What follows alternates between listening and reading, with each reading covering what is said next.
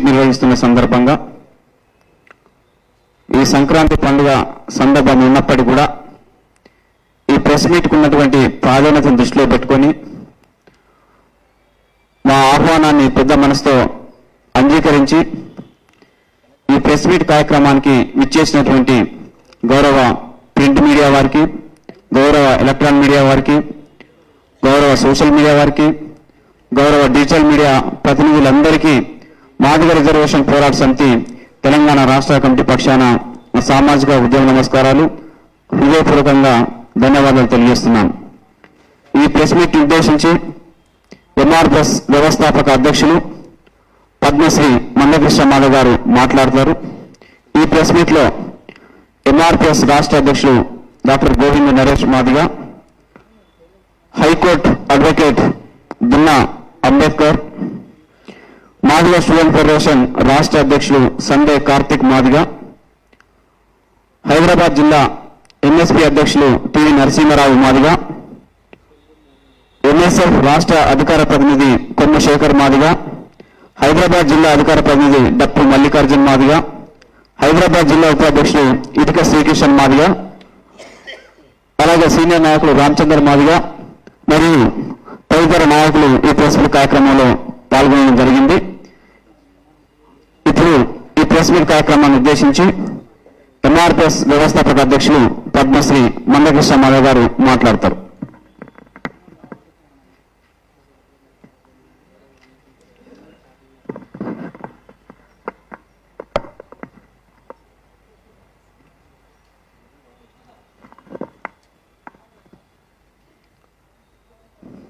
Please. పాత్రికేయ, electronic media మరియు social media మిత్రులకు ఉద్యమ నమస్సులు.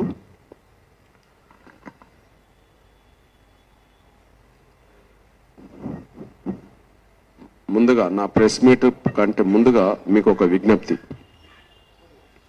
నా ప్రెస్ మీట్ కంటే ముందుగా ముఖ్యంగా మీడియా మిత్రులకు ఒక విజ్ఞప్తి.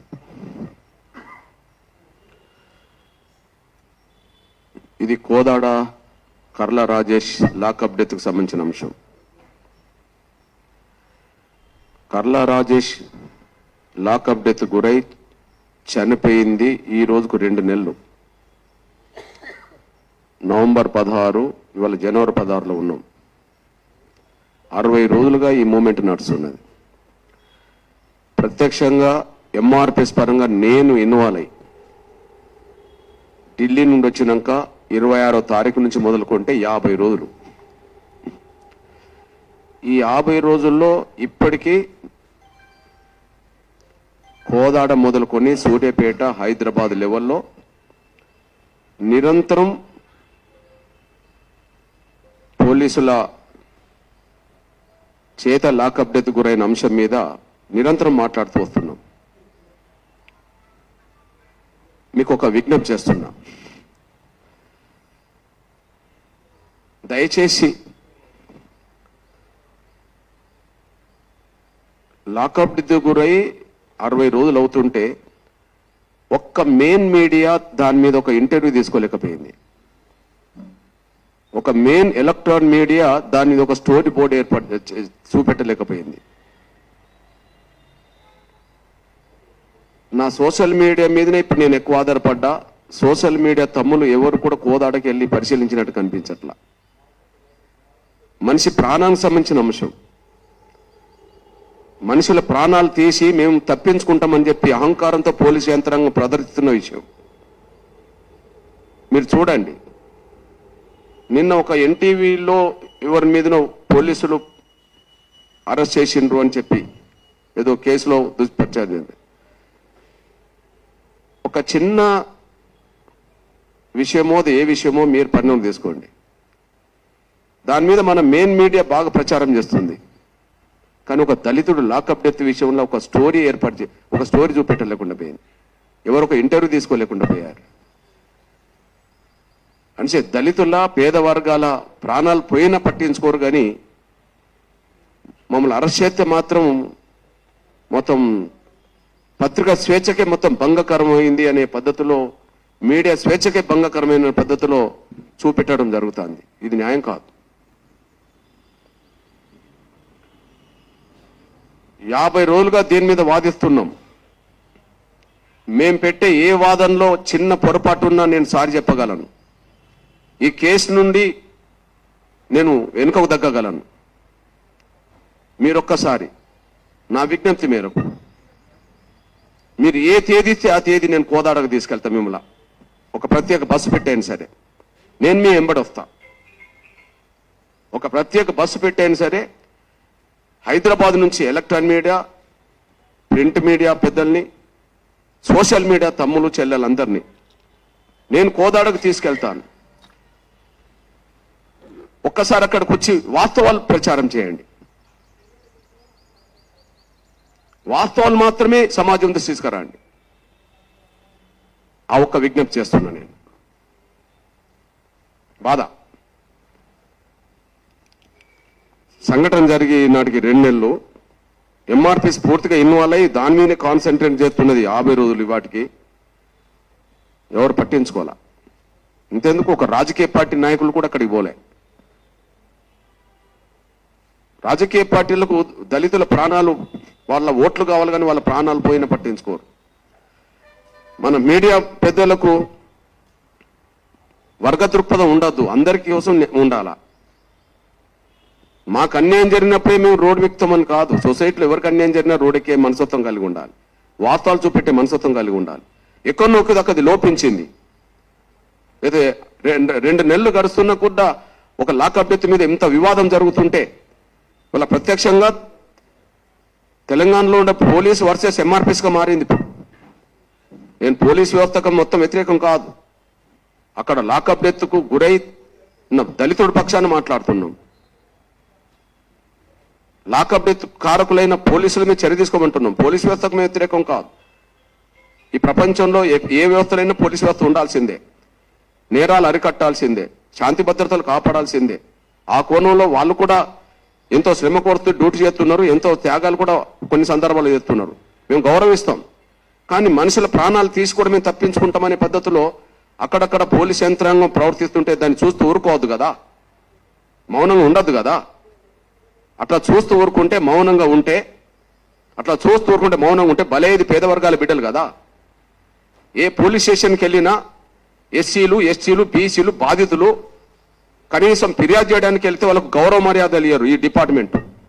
నిందితులు అనబడుతున్న వాళ్ళు రియల్ ఎస్టేట్ వ్యాపారులు, వాళ్ళ మీద ఎన్నో కేసులున్నా వాళ్ళను నిందితులైనా కూడా వాళ్ళని కుర్చీలు కూర్చుని పెట్టుకొని టీలు ఇచ్చి, టిఫిన్లు ఇచ్చి, వాళ్ళతో లంచ్ చేసుకొని, డిన్నర్ చేసుకొని తాగుతూ తందనాలాడుతుంటారు వీళ్ళు.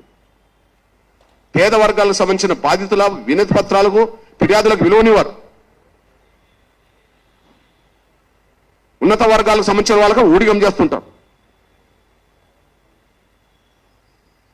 ఇది సీరియస్గా తీసుకున్న కేసు కాబట్టి మేము వెనుకకు తగ్గడానికి అవకాశం లేదు కాబట్టి చెప్తున్నాను. నేను న్యాయమా కాదా మీరు వచ్చి ఒకసారి తేల్చండి. మీకు అప్పీల్ చేస్తున్నా మీ సోదరుడిగా.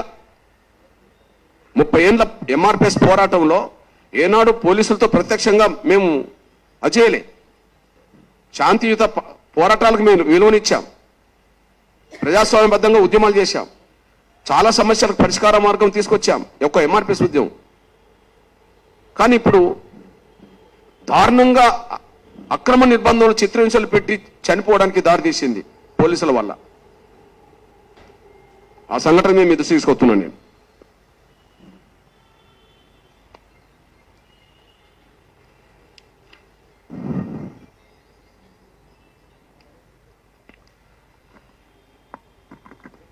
స్టార్ట్.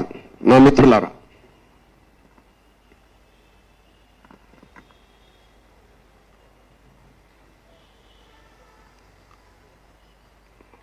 కర్ల రాజేష్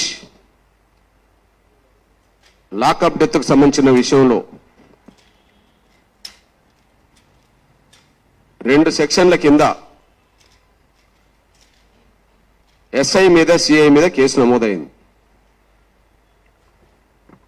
ఒకటి అక్రమ నిర్బంధం,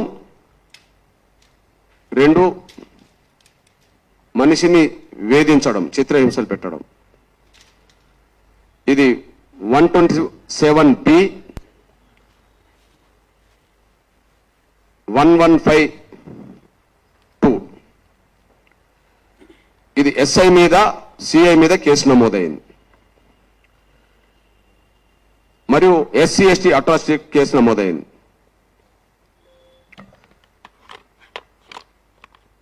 ఈ కేసులో A1 SIA, A2 CI, ఇంకా అదర్స్ అని పెట్టారు.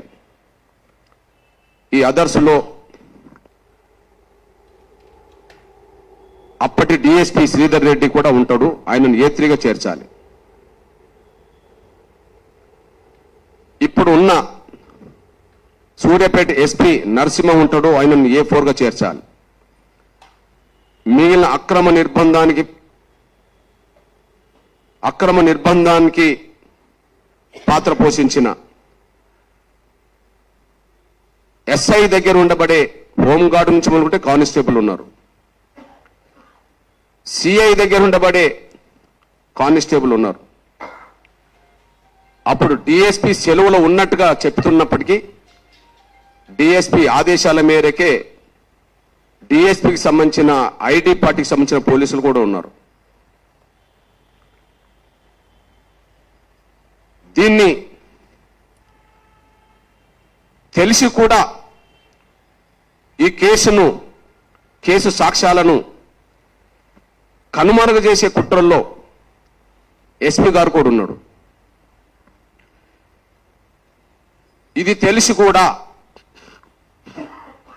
అక్రమ నిర్బంధంలో రాజేష్ను పెట్టుకున్నారనే విషయం ఎస్పీకి తెలిసి కూడా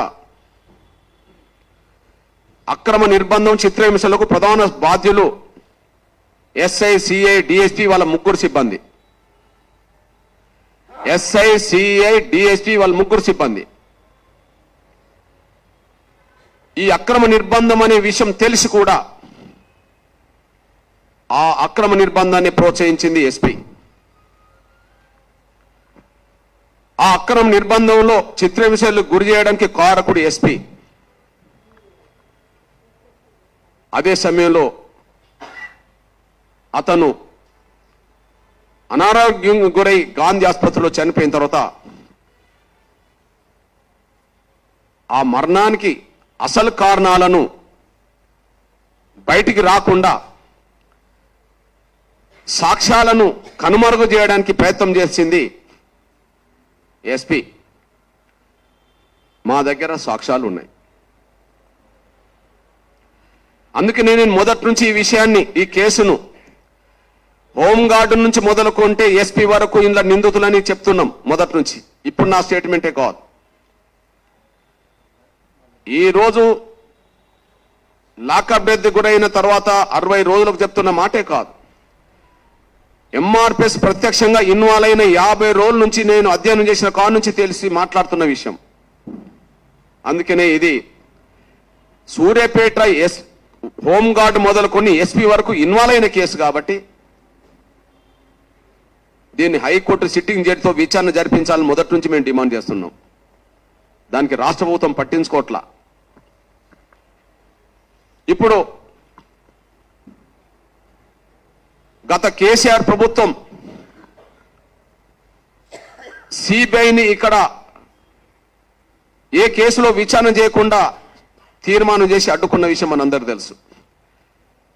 కానీ సిబిఐని స్వాగతిస్తూ తెలంగాణ ప్రభుత్వం నిర్ణయం తీసుకున్నది. అది ముఖ్యంగా కాళేశ్వరం ప్రాజెక్టుకు సంబంధించిన ఇతరత్ర విషయాల్లో సమాజం ముందుకు వాస్తవాలు తెలియజేయడం కోసం గత ప్రభుత్వమేమో సిబిఐని విచారణకు నిరాకరిస్తే ఈ ప్రభుత్వమేమో సిబిఐని స్వాగతించింది. చాలా గర్వకారణమే. నేనంటున్నా, నిజంగా సిబిఐని అన్ని విషయాల్లో ప్రజల పక్షాన ఉపయోగించుకోవడానికి సిబిఐని ఆహ్వానిస్తే ముందు కర్లా రాజేష్ లాకప్ డెత్ మీద కూడా వెంటనే సిబిఐతో విచారణ జరిపించడానికి ముఖ్యమంత్రి నిర్ణయం తీసుకోవాలి.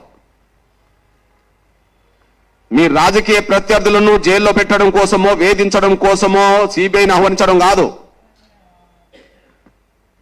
మీ రాజకీయ ప్రత్యర్థులను వేధించడం కోసమో జైల్లో పెట్టడం కోసమో లేదా లొంగ తీసుకోవడం కోసమో సిబిఐని వంచడం కాదు.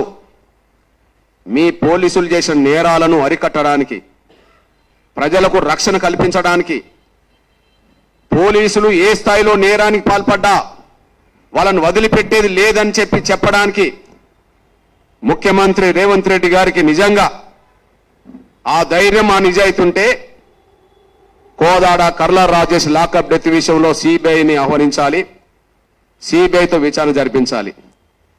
ఇదే మీకు ప్రజల ప్రాణాల పట్ల ఎంతకు విలువనిస్తారో విలువనివ్వరో అనేది తేలడానికి ఈ కేసును సిబిఐకి అప్పగించకపోవడం మీద ఆధారపడి ఉన్నది. ఈ కేసును సిబిఐకి అప్పగింపజేయడం లేదా అప్పగించకపోవడం అనే దాని మీద ఆధారపడి ఉన్నది, మీరు ఎంత విలువనిస్తారో అనే దానికి. ఇక్కడ పాత్రికేయ ఎలక్ట్రానిక్ మిత్రులారా, కర్ల రాజేష్ లాకప్ డెత్కు సంబంధించిన విషయంలో ఈ 60 రోజులు పోలీసులు వాళ్ళ డ్యూటీ ఏం చేస్తున్నారంటే, ఈ కర్ల రాజేష్ మృతికి అసలు కారణాలను కనుమరుగు చేసే ప్రయత్నంలో వాళ్ళు ఉన్నారు. ఈ 60 రోజులు వాళ్ళు ఏదైనా పని చేస్తున్నారంటే, ముఖ్యంగా సూర్యాపేట జిల్లా పోలీసు యంత్రాంగం అంతా ఒకే ఒక పని మీద నిమగ్నమై ఉన్నది. సూర్యాపేట జిల్లా మొత్తం పోలీసు యంత్రాంగం అంతా ఒకే ఒక పని మీద నిమగ్నమై ఉన్నది. కర్ల రాజేష్ లాకప్ డెత్ కేసు నుంచి పోలీసులు ఎలా తప్పించుకోవాలని చెప్పి గా పని మీద మాత్రమే టోటల్ ఎస్పీ కాన్సన్ట్రేషన్ చేశాడు. దాని మీద కాన్సన్ట్రేషన్ చేశాడు. కానీ ఎంఆర్పిఎస్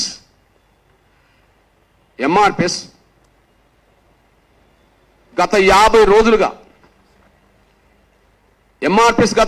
రోజులుగా పోలీసులు ఎక్కడెక్కడైతే అసలు సాక్ష్యాలను కనుమరుగు చేసే కుట్రలు చేస్తున్నారో,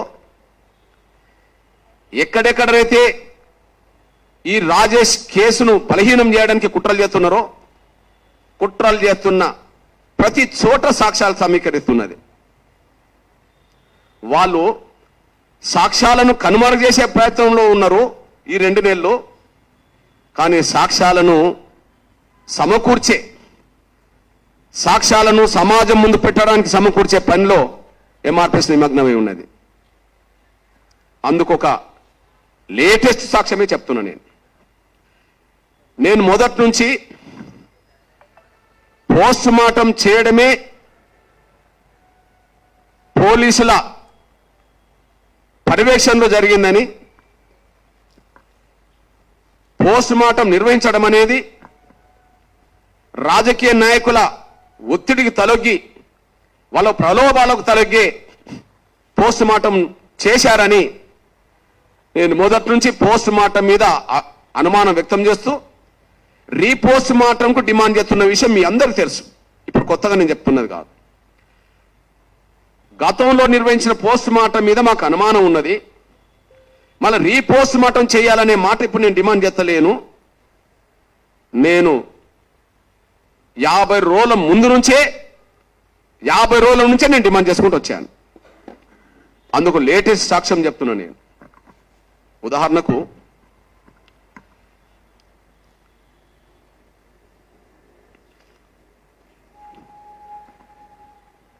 లాకప్ డెత్ కేసుల్లో 100% పోలీసులు తప్పించుకుంటుండ్రు అని, అలా తప్పించుకోవడానికి ఉపయోగపడేది డాక్టర్ల మీద ఒత్తిడి తీసుకొచ్చి పోలీసుల వాదననే కరెక్ట్ అనే విధంగా పోస్ట్ మార్టం నివేదికలు డాక్టర్లు తయారు చేస్తుండని మానవ హక్కుల కమిషన్కు అనుమానం వచ్చేసింది. ఎందుకంటే ఇప్పటి వరకు లాకప్ డెత్ కేసుల్లో ఏ ఒక్కరికి శిక్షలు పడ్డ దాఖలాలు కనిపించట్లా దేశవ్యాప్తంగా. ఎందుకు శిక్షలు పడతలేవు అంటే, ప్రధానంగా లాకప్ డెత్ నుంచి తప్పించుకునే పోలీసులు మొదటి పని, ప్రధానంగా కాన్సన్ట్రేషన్ చేసే పని వాళ్ళ శారీరకంగా వాళ్ళని పెట్టిన ఇబ్బందుల వల్లనో లేదా మేము పెట్టిన చిత్రహింసల వల్లనో అతను చనిపోలేదు, అనారోగ్యానికి గురై చనిపోయిందని చెప్పడం కోసమే పోలీసులు ప్రయత్నం చేస్తుంటారు. ఏ కేసులో అయినా ఏ కేసులో అయినా వాళ్ళ వాదననే ధృవీకరించే విధంగా పోస్ట్ మార్టం నివేదికలు డాక్టర్లు తయారు చేస్తుండని చెప్పి మానవ హక్కుల కమిషన్కి అనుమానం వచ్చేసింది.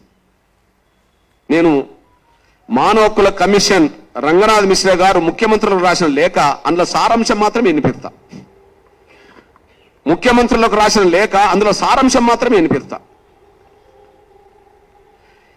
ఈ కస్టడీ మరణాలన్నింటికి సంబంధించిన నివేదికలను కమిషన్ పరిశీలించగా చాలా కేసులలో పోస్ట్ మార్టం సరిగా జరగలేదని తరచుగా వెల్లడవుతుంది.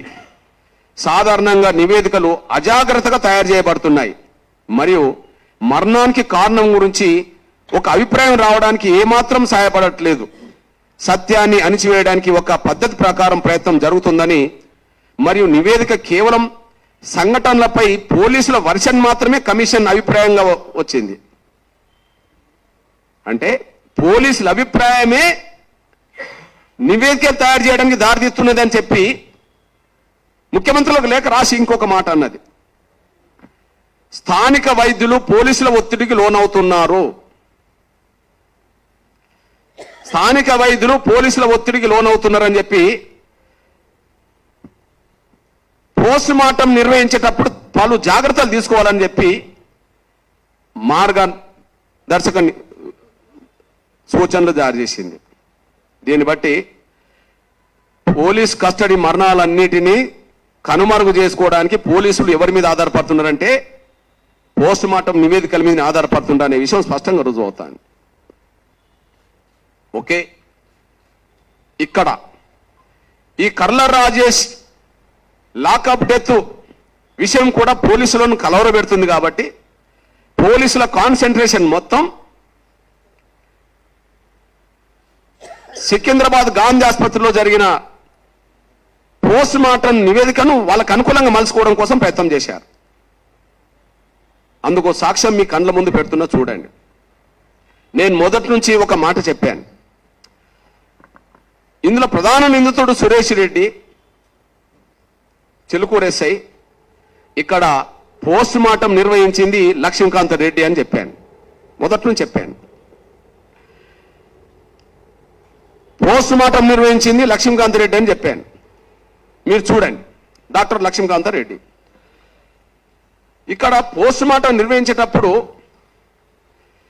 నిపుణులైన కెమెరామెన్ వీడియోగ్రాఫర్ తోటి మాత్రమే, శిక్షణ పొందిన కెమెరామెన్ వీడియోగ్రాఫర్లతో మాత్రమే ఇది వీడియో తీయించాలని చెప్పి మానవ హక్కుల కమిషన్ సూచనలు ఉంటాయి. ఇప్పుడు పోస్ట్ మార్టం నిర్వహించింది లక్ష్మీకాంత్ రెడ్డి డాక్టర్. ఆ వీడియో మీరు గాంధీ ఆసుపత్రిలో ప్రతి పోస్ట్ మార్టంని రికార్డ్ చేయడానికి వీడియో ఫోటోగ్రాఫర్ ఉంటాడు గాంధీ ఆసుపత్రిలో. కానీ కోదాడ నుంచి తీసుకొచ్చిండ్రు రామకృష్ణారెడ్డిని. నేను రెండు చెప్పాను. పోస్ట్ మార్టం చేసింది డాక్టర్ లక్ష్మీకాంత రెడ్డి, వీడియో తీసింది రామకృష్ణారెడ్డి కోదాడ. అంటే పోలీసులు మేనేజ్ చేసిందని ఎట్లా అంటున్నా, దానికే మీకు సాక్ష్యం చూపెడుతున్నా. పోస్ట్ మార్టం జరిగింది, పోస్ట్ మార్టం చేసింది నవంబర్ 17. ఆ నవంబర్ 17న లక్ష్మీకాంతారెడ్డి డ్యూటీ లేదు. November 17న doctor Lakshmikanth Reddy duty లేదు. డిపార్ట్మెంట్ ఆఫ్ ఫోరెన్సిక్స్ మెడిసిన్ టెక్సాలజీ నెల రోజులు డ్యూటీ షెడ్యూల్, నెల రోజులు డ్యూటీ షెడ్యూల్. దానికి HOD doctor Kripal Singh, HOD Kripal Singh. ఇది నవంబర్ 1 మొదలుకొని నవంబర్ 30 వరకు, నవంబర్ 1 నుంచి నవంబర్ 30 వరకు ఏ డాక్టరు ఏ రోజు డ్యూటీలో ఉండాలి, పోస్ట్ మార్టం నిర్వహించకాడ అనే విషయంలో షెడ్యూల్ ఉన్నది. ఇలా షెడ్యూల్ ఉన్నది చూడండి. ఆయన షెడ్యూల్ చదువుతాను. డాక్టర్ లక్ష్మీకాంతారెడ్డి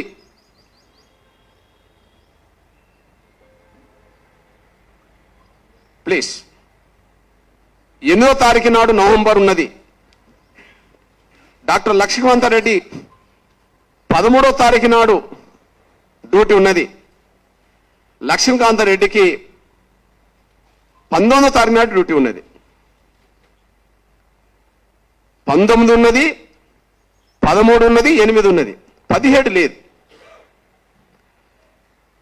మరి ఆయనను ఎలా తీసుకొచ్చి చేయించారు? డాక్టర్ లక్ష్మీకాంతారెడ్డి డ్యూటీ కాదు కదా, ఆయన ఎలా తీసుకొచ్చారు? ఆ రోజు డాక్టర్ సురాజ్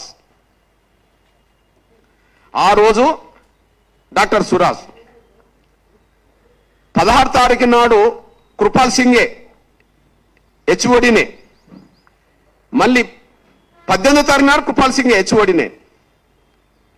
ఒకవేళ బాధ్యత తీసుకుంటే డాక్టర్ సురాజ్ రాకపోతే కృపాల్ సింగే తీసుకోవాలా. 19వ తారీఖు నాడు డాక్టర్ లక్ష్మీకాంతారెడ్డి ఉన్నది, కానీ 17 తీసుకున్నాడు. ఈ 17 తీసుకోవడానికి కారణం ఏందన్నప్పుడు డాక్టర్ సురాజ్ను మేనేజ్ చేసుకున్నారు. డాక్టర్ సురాజ్ను పోలీసు వాళ్ళు మేనేజ్ చేసుకున్నారు. ఎవరు? ఇందులో A1 A2 ఇక్కడ ఉన్నారు కదా.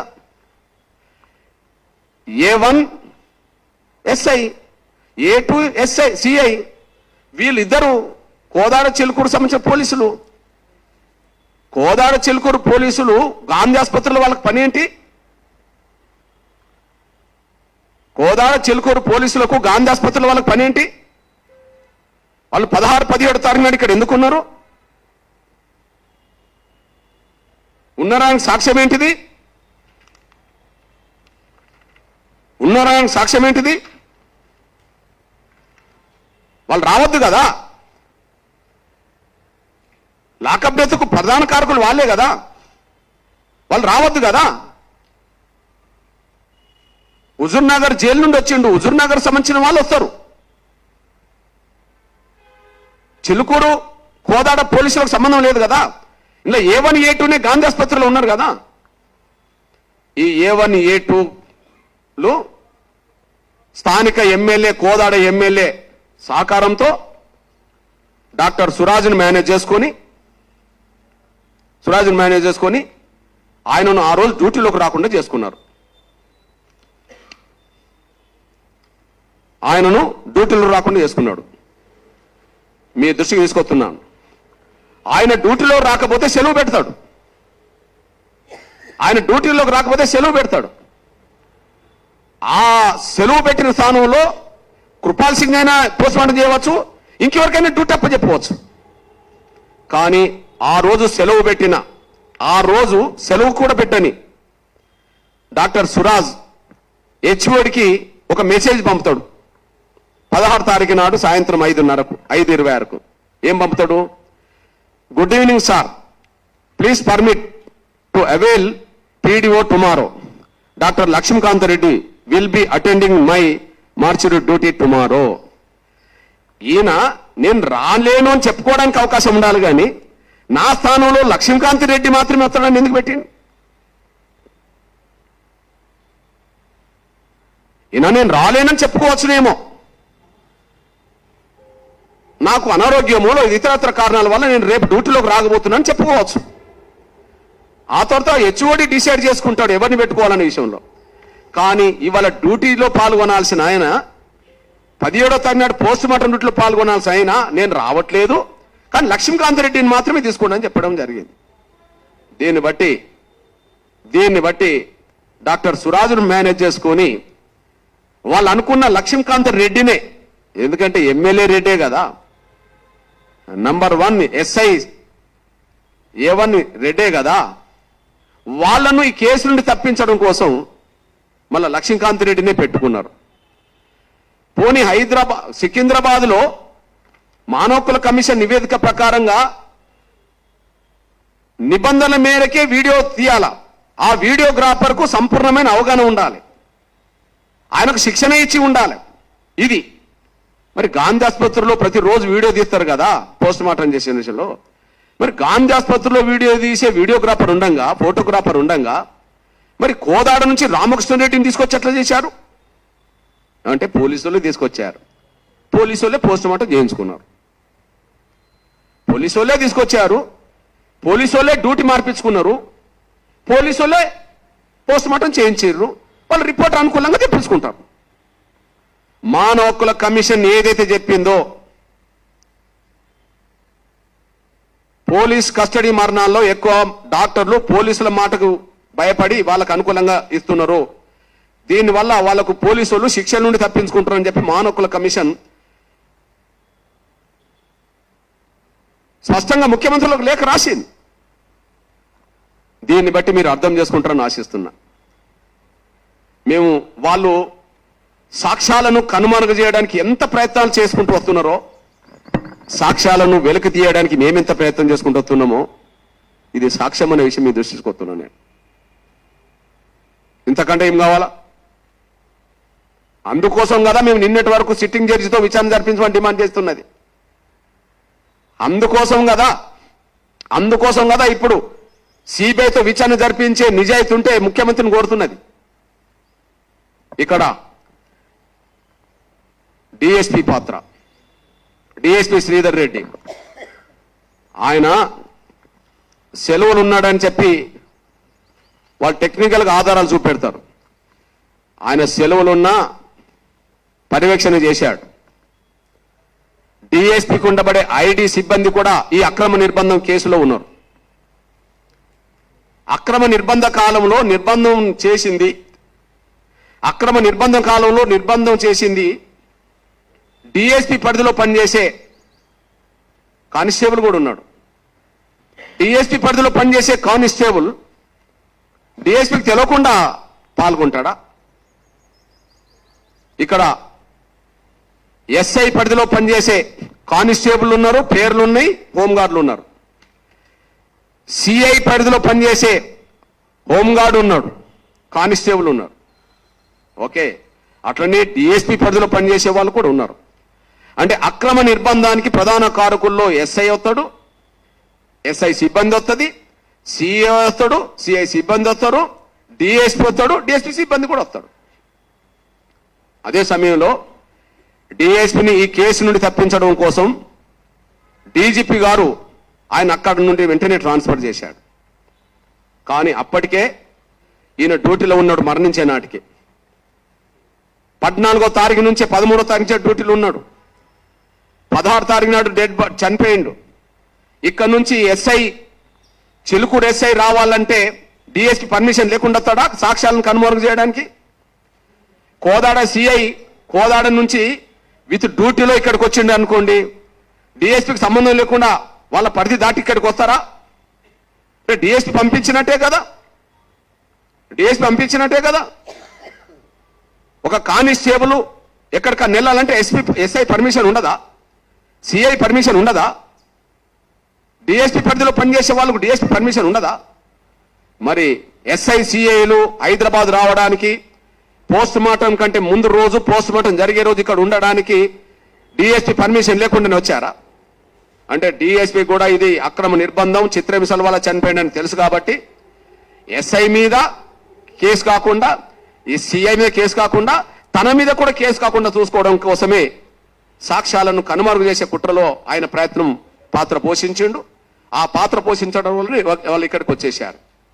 ఈ విషయం అంతా తెలిసింది కాబట్టి 24 గంటల్లోనే ట్రాన్స్ఫర్ అయిపోయాడు అతను. ట్రాన్స్ఫర్ చేసింది కూడా డీజీపీ. శ్రీధర్ రెడ్డి గారి మీద ఈ కేసు నమోదు కాకుండా ఆయన ట్రాన్స్ఫర్ చేశారు. ఎక్కడ చేశారు ట్రాన్స్ఫర్? 24 తారీఖు నాడు ఈ రాష్ట్రంలో ఒక్కొక్కసారి ట్రాన్స్ఫర్లు ఎలా ఉంటాయి? సామూహికంగా ఉంటాయి. 10 మందినో 15 మందినో 20 మందినో 30 మందినో ఎస్పీలను చేసినా ఇంకోటి చేసినా ఉంటాయి. అకస్మాత్తు ట్రాన్స్ఫర్లు ఎందుకు వస్తాయి? మేము గూగుల్లో చెక్ చేస్తే ఆ గూగుల్ ఏం చెప్తున్నదంటే చిలుకూరు లాకప్ డెత్ విషయంలో, కేసు విషయంలోనే అతన్ని ట్రాన్స్ఫర్ చేసినట్టుగా ఉన్నదని చెప్పి గూగుల్లో సమాచారం కనిపిస్తుంటుంది. లేకపోతే ఒక్కడిని ఎందుకు చేశాడు డీజీపీ ఆగమేఘాల మీద? 24 తారీఖు నాడే కమిటీ కూర్చొని, డీజీపీ చైర్మన్ గుండా కమిటీ కూర్చొని 24 తారీఖు నాడు ట్రాన్స్ఫర్ చేస్తే 24 తారీఖు నాడే ఇంకొక శ్రీనివాస్ రెడ్డి అక్కడ ఉంటాడు మళ్ళా. అంటే ఇక్కడున్న రెడ్డిని అక్కడికి పంపుతారు, అక్కడున్న రెడ్డిని ఇక్కడికి తీసుకొస్తారు. ఎక్కడికి తీసుకొచ్చారు? అక్కడున్న రెడ్డిని ఎక్కడ తీసుకొచ్చారు? ఈ కేసులో ప్రైవేటు వ్యక్తిగా ఎమ్మెల్యే ఇన్వాల్వ్మెంట్ ఉన్నది. ఆ ఎమ్మెల్యే మాట విని ఎస్ఐని వీళ్ళందరినీ కాపాడడానికి ప్రయత్నం చేస్తున్నది మంత్రి కూడా కనిపిస్తున్నాడు. ఇప్పుడు శ్రీధర్ రెడ్డి ఉత్తమ్ కుమార్ రెడ్డి గారి శాఖలో విజిలెన్స్ ఆఫీసర్గా వెళ్ళిపోయాడు. సివిల్ సప్లైకి సంబంధించిన దాంట్లో విజిలెన్స్ ఆఫీసర్ అంటే ఆయన మీద క్రమశిక్షణ చర్యలు తీసుకోవాల్సింది పోయి ఆయన మీద కేసు నమోదు కాకుండా ఆయనను ఉన్నత స్థాయికి తీసుకొచ్చి పెట్టేశాడు. మరింత ఆదాయ మార్గాలను కాడికి తీసుకొచ్చి పెట్టేశాడు. మళ్ళీ ఆగ మేఘాల మీద ఇక్కడ ఉండబడే సిఐడి విభాగంలో పనిచేసే శ్రీనివాసరెడ్డి గారిని అక్కడ పెట్టేశాడు. మీ సోదరుడిగా చెప్తున్నా, ఆయన ప్రత్యక్ష కేసులో ఉన్నాడు, కేసు నిర్వీర్యం చేసే కుట్రలో ఉన్నాడు. సాక్ష్యం ఏంటంటే అప్పటికి ఎస్ఐ మీద సిఐ మీద మేము కేసు నమోదు చేయండి అని చెప్పి డిఎస్పీకి అధికారాలు ఉంటాయి. సిఆర్పిసి 36 ప్రకారంగా డిఎస్పీకి అధికారాలు ఉంటాయి. వెంటనే ఎస్ఐ మీద సిఐ మీద కేసు నమోదు చేయమని చెప్పి డిఎస్పీ ఎండార్స్ చేస్తాడు. ఎస్ఐ మీద సిఐ మీద డిఎస్పీ ఎండార్స్ చేసి కేసు నమోదు చేయించలే. అప్పటికి ఉన్నాడు, ట్రాన్స్ఫర్ కాలే. 18వ తారీఖున డెడ్ బాడీ ఉన్నది. 18వ తారీఖున డెడ్ బాడీ ఉన్నది. 18వ తారీఖున శ్రీధర్ రెడ్డి గారు అక్కడ ఉన్నారు. 24 నాడు ట్రాన్స్ఫర్ అయ్యి వెళ్ళిపోయాడు. అంటే 18వ తారీఖు నాడు కేసు నమోదు చేయకపోవడం అంటే ఉద్దేశపూర్వకంగా ఎస్సీ ఎస్టీ యాక్ట్ నిర్వీర్యం చేసినట్టు కాదా? ఎస్సీ ఎస్టీ యాక్ట్లోని సెక్షన్ 4ను నిర్వీర్యం చేసినట్టు కాదా?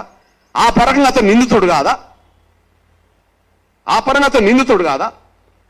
అంటే కేసు నమోదు చేయాల్సిన బాధ్యత ఉన్న అధికారం ఉండబట్టి డిఎస్పీ నమోదు చేయలేదు కదా.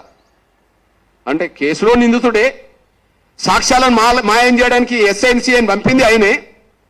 చివరికి వాళ్ళ మీద కేసు కాకుండా చట్టాన్ని దుర్వినియోగం చేసింది, చట్టాన్ని నిర్వీర్యం చేసే ప్రయత్నం చేసింది శ్రీధర్ రెడ్డి. ఆ శ్రీధర్ రెడ్డి గారిని కాపాడడానికి ఎమ్మెల్యే మంత్రి ప్రయత్నం చేస్తున్నారు. అది సాక్ష్యంగా నిలబడుతున్నది. ఇందులో ఎస్పీ పాత్ర ఏంటి? ఎస్పీ పాత్ర ఇందులో గణనీయంగా ఉన్నది. ఇప్పుడు ఎస్పీ సూర్యాపేట జిల్లా ఎస్పీ ఒకే పని మీద ఉన్నాడు. ఈ కేసు నుంచి ఎస్ఐని ఎట్లా బయటపడేయాలి, ఈ కేసు నుంచి సిఐని డిఎస్పీ ఎట్లా బయటపడేయాలి, ఈ కేసు నుంచి తనెట్లా బయటపడాలని, ఈ కేసు నుంచి తనెట్లా బయటపడాలని దాని మీద కాన్సన్ట్రేషన్ చేస్తున్నాడు. ఇంకా వేరే పనే లేదు, ఆడ వేరే పని లేదు. అందులో కర్ల రాజేష్ చనిపోయిన తర్వాత ఎంఆర్పి సినిమాలో అయిన కాన్ నుంచి అక్కడ 30 యాక్ట్ అమలు చేస్తుంటాడు అతను ఓపెన్ గా. తెలంగాణ మొత్తం స్థానిక సంస్థ ఎన్నికలు జరుగుతుంటే ఎక్కడ 30 యాక్ట్ అమల్లో లేదు బహిరంగంగా, కానీ అక్కడ మాత్రం మొత్తం 30 యాక్ట్ అమలు చేస్తుంటాడు అతను. ఇక పోతే ఇతనికి అన్ని తెలుసు. అక్రమ నిర్బంధం మొత్తం సమాచారం ఆయనకు ఉన్నది. నిర్బంధం పెట్టడానికి ఎస్ఐని సిఐని అది ప్రోత్సహించింది కూడా ఎస్పీనే, డిఎస్పీ ఎస్పీనే. ఆ కారణంగా అక్రమ నిర్బంధంలో చిత్రాంశాలకు కారకుడు కూడా ఎస్పీ అవుతాడు. అందుకు సాక్ష్యం ఏంటంటే ఎస్పీకి తెలియదా? ఎస్పీకి తెలియదా? తెలుసు. ఎట్లా తెలుసు? వాళ్ళ పోలీస్ మాన్యువల్ ప్రకారంగా రోజు డిఎస్ఆర్ ఉంటుంది కదా, డైలీ సిచ్యువేషన్ రిపోర్ట్ ఉంటుంది కదా.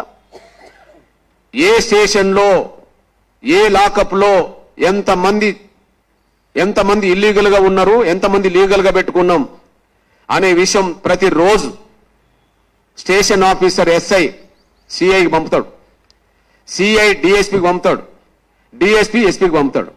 ఎస్పీ ప్రతిరోజు దాన్ని ధృవీకరించుకుంటాడు.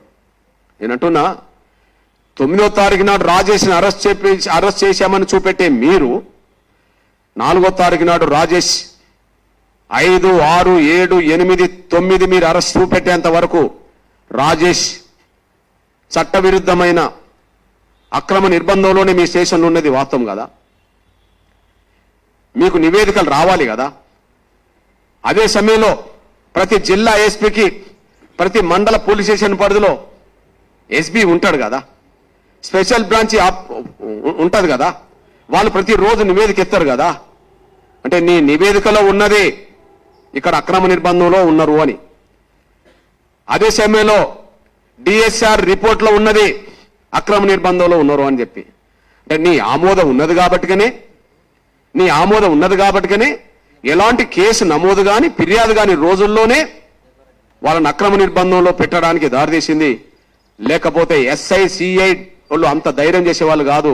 ప్రతిరోజు నివేదిక నీ దగ్గరకు వచ్చినా కూడా దాన్ని ఓకే అన్నట్టుగానే ఉన్నది కాబట్టిగానే ఆ అక్రమ నిర్బంధాలు ఉండడానికి చిత్రహింసలు గురి కావడం దారితీసింది. అది ఎస్పీ కూడా దీంట్లో బాధ్యుడు అనే విషయం కూడా మేము స్పష్టం చెప్తున్నాం. ఇక్కడ ఒక డిమాండ్ చేస్తున్నాం, మేము సిబిఐని డిమాండ్ చేస్తున్నాం, హైకోర్టు సిట్టింగ్ జడ్జితో డిమాండ్ చేస్తున్నాం. మీ పోలీస్ డిపార్ట్మెంట్ మీద మీకు నమ్మకం ఉంటే, మీ పోలీస్ డిపార్ట్మెంట్ అధికారుల మీద మీకు నమ్మకం ఉంటే, మీ డిపార్ట్మెంట్ ఉన్నతాధికారితో విచారణ చేయించండి చూద్దాం. ఒకటి, ఎస్ఐ సిఐ హోంగార్డు కానిస్టేబుల్ మీద వచ్చిన, A1 A2 సిబ్బంది మీద వచ్చిన దాని మీద సూర్యాపేట జిల్లా గాని ఒక డిఎస్పీ నల్గొండ నుంచి వచ్చి విచారణ చేస్తున్నాడు. ఓకే, సూర్యాపేట జిల్లా పోలీస్ అధికారి కానీ నల్గొండ జిల్లా పోలీస్ అధికారి ఒకరు వచ్చి డిఎస్పీ హోదాలో ఉన్న ఒక ఆఫీసర్ వచ్చి ఆయన విచారణ చేస్తున్నట్టుగా మాకు సమాచారం ఉన్నది. ఎవరి మీద చేస్తున్నాడు? ఎస్ఐ సిఐ మీద చేస్తున్నాడు. ఒక డిఎస్పీ ఎస్ఐ సిఐ మీద విచారణ చేస్తున్నాడు. ఇప్పుడు డిఎస్పీలో నిందితుడు కదా, ఎస్పీలో నిందితుడు కదా, డిఎస్పీ ఎస్పీలో నిందితులు కదా, మేము చెప్తున్నాం కదా. ఎట్లా నిందితులు? ఫిర్యాదు తీసుకోవడం, ఎఫ్ఐఆర్ నమోదు చేయడం అనేది డిఎస్పీ బాధ్యత కాదా? ఫిర్యాదు తీసుకోవడం అనేది, ఎఫ్ఐఆర్ నమోదు చేయించడం అనేది ఎస్పీ బాధ్యత కాదా? కర్ల రాజేష్ తల్లి డిఎస్పీని కలిసి వినతి పత్రం ఇవ్వలేదా శ్రీధర్ రెడ్డికి? ఇప్పుడు వచ్చిన శ్రీనివాసరెడ్డికి ఫిర్యాదు చేయలేదా లిఖితపూర్వకంగా? సూర్యాపేట ఎస్పీ నరసింహ గారికి ఫిర్యాదు చేయలేదా? చేశారు కదా. డిఎస్ఆర్ రిపోర్ట్ మీ దగ్గర లేదా? ఎస్పీలు మీ దగ్గర లేరా? ఉన్నాయి కదా, స్పష్టంగా రుజువు అవుతుంది కదా. అందువల్ల మేము చెప్తున్నాం, ఒక బయట మీ డిపార్ట్మెంట్ మీకు నమ్మకం ఉన్నదా అని అడుగుతున్నా నేను. మేము కోరుతున్నది హైకోర్టు సిట్టింగ్ జడ్జితో. అది రాష్ట్ర ప్రభుత్వం పరిధిలో ఉండే అంశం. వాళ్ళకు నిజాయితీ ఉన్నదో లేదో ముఖ్యమంత్రి తెలుసుకుంటాడు. లేదా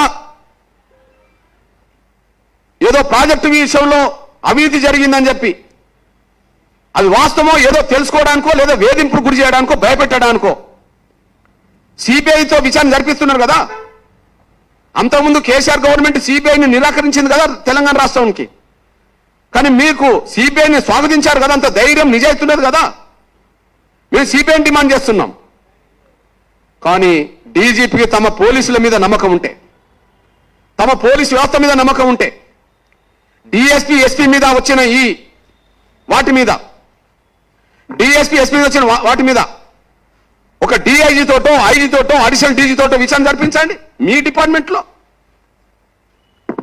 ఎస్ఐసిఐ మీద వచ్చిన ఆరోపణల మీద ఎఫ్ఐఆర్ మీద మీరు విచారణ చేస్తుండ్రు కదా బయట జిల్లా అధికారి. అట్లనే మీరు హైదరాబాద్ నుంచి పంపుతారా, ఉత్తర తెలంగాణ నుంచి పంపుతారా, బయట నుండి ఎక్కడి నుండి పంపండి. ఐజీ లెవెల్ పంపుతారో, అడిషనల్ డీజీ లెవెల్ పంపుతారో, ఎవరి లెవెల్ పంపుతారో చెప్పండి. మీ పోలీస్ అధికారుల మీద మీకు నమ్మకం ఉంటే మీరు విచారణకు ఆదేశించాలి. ఎవరితో? డిఎస్పీ ఎస్పీల మీద విచారణకు పై అధికారులతో చేయించండి. ఎస్ఐసిఎల మీద వచ్చిన వాటి మీద డిఎస్పీ చేస్తున్నట్టుగానే డిఎస్పీ ఎస్పీల మీద వచ్చిన వీటి మీద నిష్పాక్షికమైన విచారణ జరిగించాలనుకుంటే, మీ డిపార్ట్మెంట్ మీద మీకు నమ్మకం ఉంటే, మీ పోలీస్ డిపార్ట్మెంట్ మీద మీకు నమ్మకం ఉంటే, మీ మాన్యువల్కు మీరు విలువనివ్వాలనుకుంటే, ప్రజల భద్రతకు మీరు విలువనివ్వాలనుకుంటే, మీ డిపార్ట్మెంట్ పై అధికారులతో, డిఎస్పీ ఎస్పీల కంటే పై అధికారులు ఎవరు ఉన్నారో వాళ్ళు ఉత్తర తెలంగాణ నుంచి వస్తారో, హైదరాబాద్ నుంచి వస్తారో, బయట నుండి వస్తారో వాళ్ళతో విచారణ జరిపించాలని మేము డిమాండ్ చేస్తున్నాం. మీ ప్రాణాలు వేరు, మా ప్రాణాలు వేరు కాదు. మీ ప్రాణాలు పోయినా మాకు బాధ అనిపిస్తుంది, ఎవరి ప్రాణాలు పోయినా మాకు బాధ అనిపిస్తుంది. కానీ మీరు ప్రాణాలు పోయినప్పుడు మాత్రం ప్రతీకారం తీసుకున్నట్టుగా చేస్తారు. మా ప్రాణాలు పోతే మాత్రం మీరు కాపాడుతుంటారు. నిజామాబాద్లో రియాజ్ అనే ఒక రౌడీ షీటర్ ఒక పోలీస్ కానిస్టేబుల్ చంపాడు. మేము కూడా ఖండించాం. నిజామాబాద్లో రియాజ్ అనే ఒక రౌడీ షీటర్ ఒక పోలీస్ కానిస్టేబుల్ చంపాడు.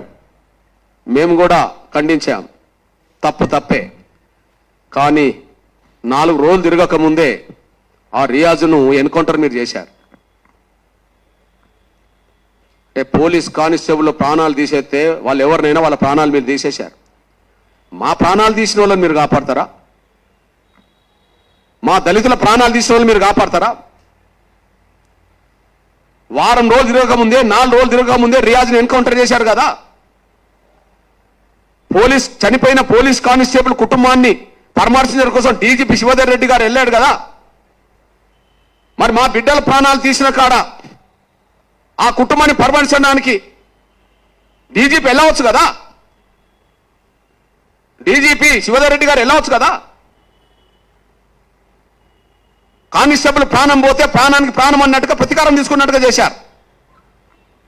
అది ఎన్కౌంటరో బూట్ ఎన్కౌంటరో ప్రజలకు తెలుసు. అది పోలీసుల ప్రతీకారం అని భావించుకునేటోళ్ళు కూడా ఉన్నారు.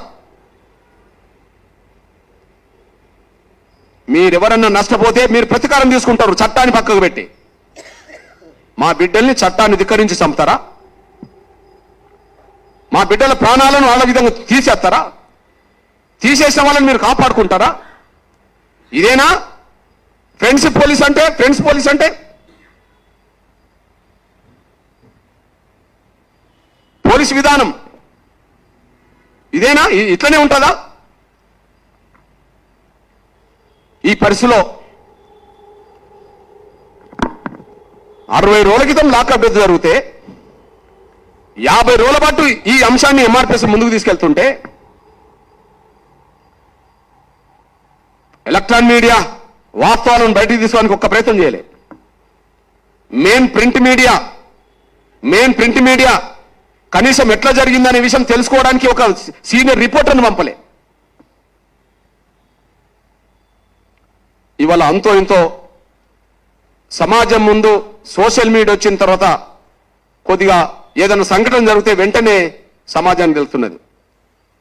నా సోషల్ మీడియాలో మిత్రులకు విజ్ఞప్తి చేస్తున్నా, మీరే శ్రద్ధ పెట్టకపోతే ఇంకెవరు శ్రద్ధ పెట్టారు? ఎలక్ట్రానిక్ మీడియా, ప్రింట్ మీడియా కొన్ని వర్గాల ప్రయోజనాలు కాపాడుతున్నది.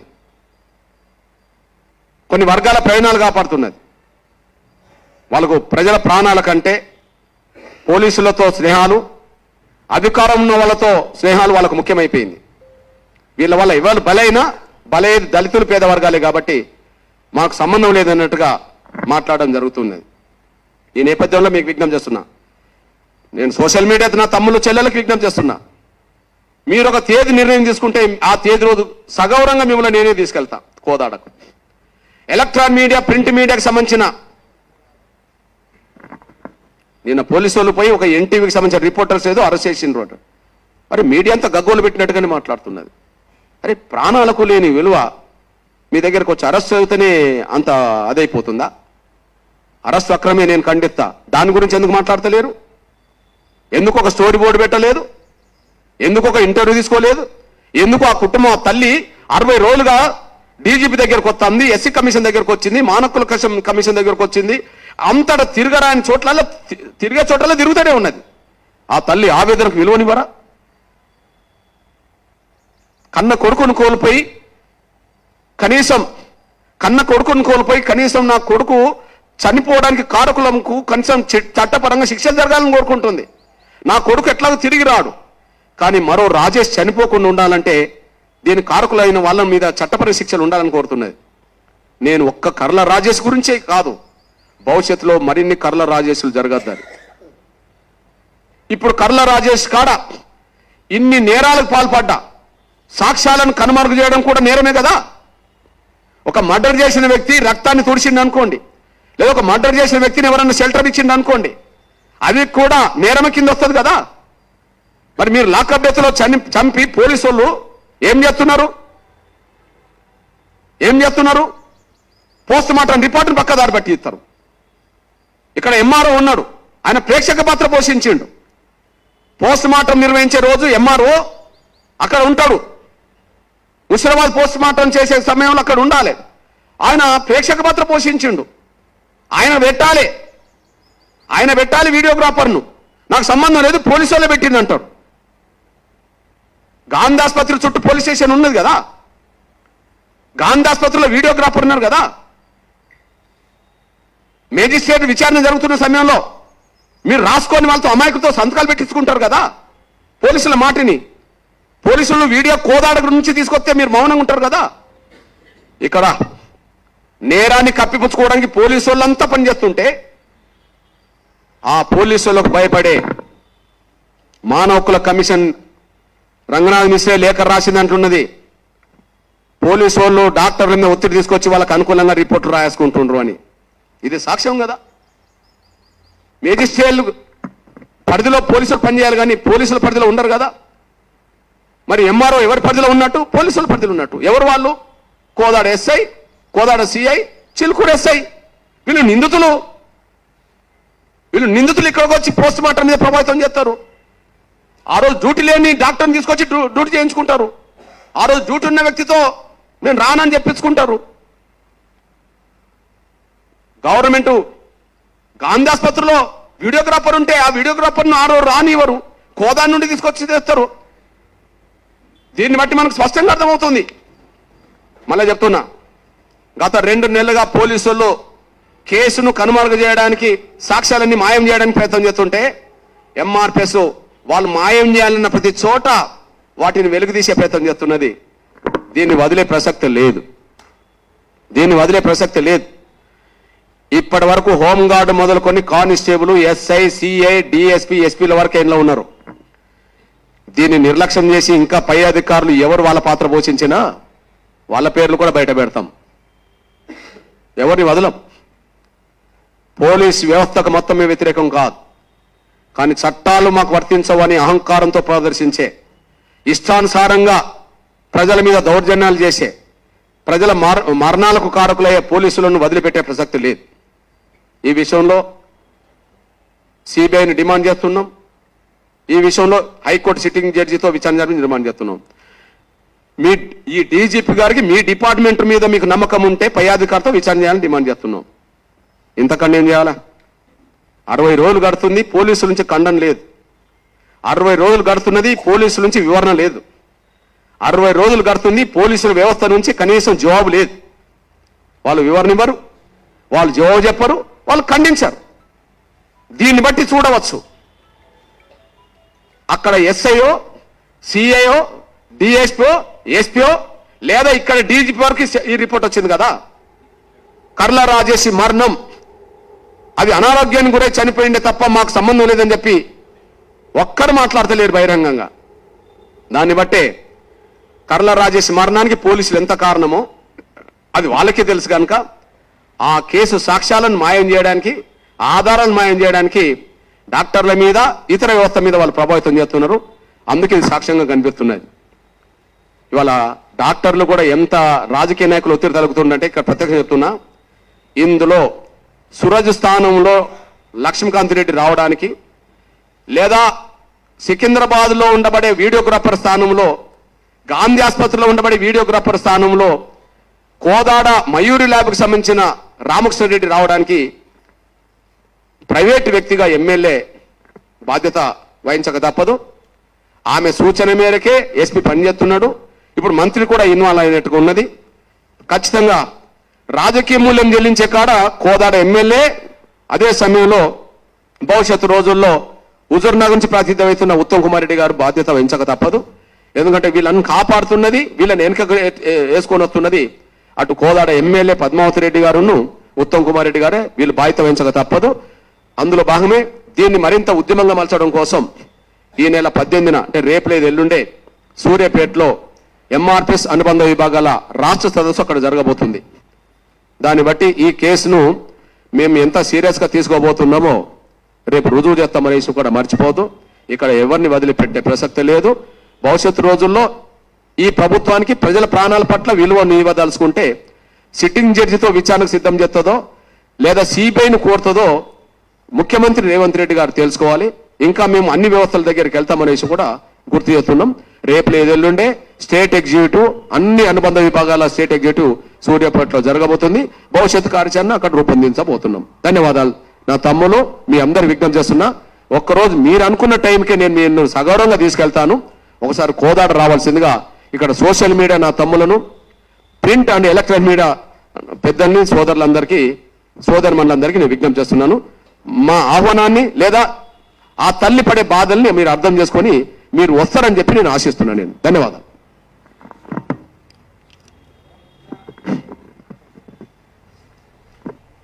వెంటనే వద్దబ్బా.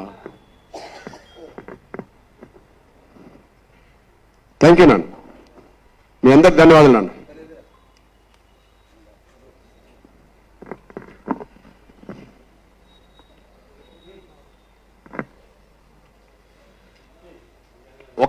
ఒక్క మెయిన్ పత్రిక నేను చెప్పినట్టుగా ఒక స్టేట్లో వార్త రాస్తలేదు. ఇన్నాళ్ళు గడిస్తే ఒక ఎలక్ట్రానిక్ మీడియా ఒక కథనం పెట్టదు. ఎంత బాధ. చూద్దాం. రైట్ నాన్న, ధన్యవాదాలు. రైట్, థ్యాంక్ యూ నాన్న. రైట్.